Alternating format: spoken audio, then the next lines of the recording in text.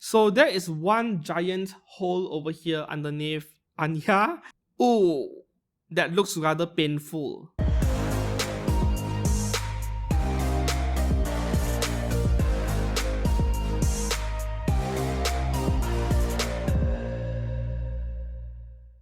Hi and welcome back to the channel. I'm Steven, today with a mini figure review. So today we have a prize figure of Anya and Bond by Sega. And this is a new release. I think she just came out a month ago in November. And I got her off Mandarake for about 1500 Japanese yen. Yeah, depending on where you get this figure from. It can be between 1500 to 2000 Japanese yen before shipping. As you can see, this is a fairly small figure, so my video is quite zoomed in, otherwise you won't see much of this figure. Yeah, this is a tiny figure over here. However, when you compare it to other Sega prize figures that are approximately 1/8 scale, this is the correct scale given that she is a child, right? She is like a preschool child at 5 or 7 years old, I can't remember anymore. So to show you guys a comparison, right. So this is also a Sega prize figure of Cleopatra from FGO. This is about 21 centimeters or so, and as you can see, for a 5-year-old over here, you compare to this adult character, yeah, I would say this is about the right size compared to many other Sega prize figures out there. Yeah, the figure of Yor Forger I reviewed recently, I think that was the last prize figure I reviewed about a month ago.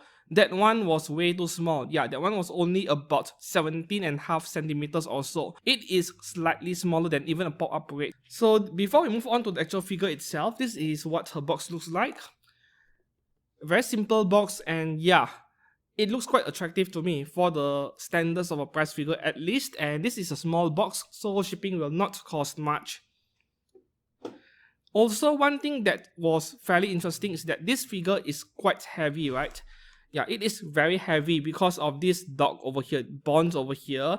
This is like one solid chunk of PVC. There are no empty spaces, or this figure, in short, it is not hollow on the inside. It is one solid chunk of PVC. So this weighs quite substantially compared to even a number of expensive scale figures out there. Something interesting indeed. As for the figure itself, I would say that you are actually getting what you saw in the official product photos, which is always great news because it can be a hit or miss when it comes to prize figures, right? So the best way to show you guys is to take this art over here, this official product photo, and we compare it to the figure over here. Side by side, I would say there is a 90-95% resemblance to the prototype photos, the official product photos. So that is great news. Surprisingly, the paintwork on this figure of Anya is actually fairly well done. I mean, Sega has always made decent prize figures. Nowadays, it is Banpresto or especially Bandai Spirits, which has quality issues nowadays among the main 4 figure brands combined with Furio and Taito. Yeah, I'm fairly happy with what I'm seeing in this final product over here. I would say this is a good purchase, right? However, the more I look at this figure of Anya, the more it feels like I'm looking at her trying to swallow an entire apple. Like this red pink colored region of her big mouth over here, her mouth wide open, I think it should be more recessed inwards, if you get what I mean. Yeah.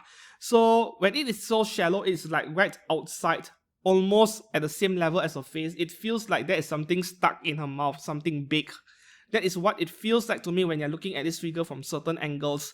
But this honestly isn't really an issue for a prize figure. I mean, what do you expect at this price point, right? And then you look at the paint work on her outfit, her school uniform.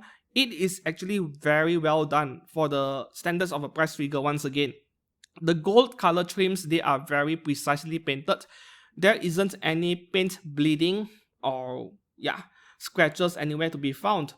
While the paintwork of this figure of Anya is mostly quite okay for a prize figure, there is one part related to the molding or the sculpt that looks very weird, and it is definitely a flaw, but I won't criticize Sega too much for this because given the small size of this figure, there is a limitation to how much detail can we produce.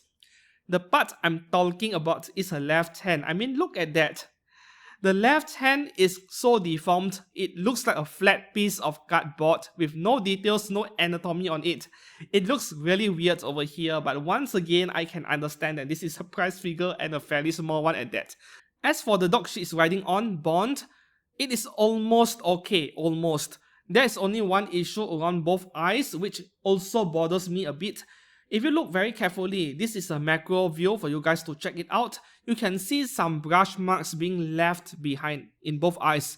This is something that happens when the brush, the paint brush you're using to paint very small parts, it is no longer in good condition.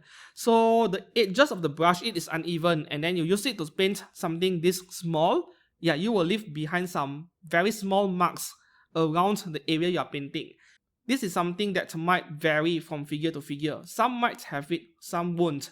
Unfortunately, mine has it, but at the same time, it is only something you can see at a close viewing distance. Maybe I'll try to remove it with Mr. Hobby's leveling thinner, we'll see. If you're asking me whether this figure can be displayed without the base, the answer is no, despite this figure is technically on 4 legs, right? 2 legs are not in contact with the floor of the base, so no, this thing will just tip over, you need the base. Even though the base consists of plastic foot pegs as usual for prize figures, the assembly process is fairly straightforward and every part they fit just nicely. Not too tight, not too loose either. Very easy to take the figure apart, so I don't think that anything will break. One more thing is the front right leg of Bond over here. Yeah, as you can see, the leg is not sitting flat with the base. This is an issue for expensive scale figures, but I guess that for price figures nobody will care, so I'm willing to overlook that. At the end of this review is this figure of Anya Forger by Sega price. Worth buying? An absolute yes, despite the minor flaws I pointed out earlier, despite her left hand over there, yeah. You look at what is available in the figure market at the moment when it comes to price figures. There were 1 or 2 Anya figures that came up before this one, but they are fairly ordinary and I would say it doesn't warrant your attention. It is not special in any way. However, to pay 15,000 to 2,000 yen for this price figure and to get a massive dog on top of that, I would say this is good value, and this thing is a fraction of the cost of Kotobukiya's version, which went on pre-order recently. Kotobukiya's version is like 17,600 yen before any early bird discounts for pre-orders or shipping cost. Fairly pricey because I don't think that figure will be very big either. You need to remember Anya is a child, right? So that is all for the price figure review of this Anya Forger and Bond by Sega. What do you think about this price figure? Will you pick one up? Let me know down in the comments below. If you enjoyed this video, please do click the like button and subscribe to this channel for more content like this in the future. Thank you very much for watching once again and see you soon. Goodbye.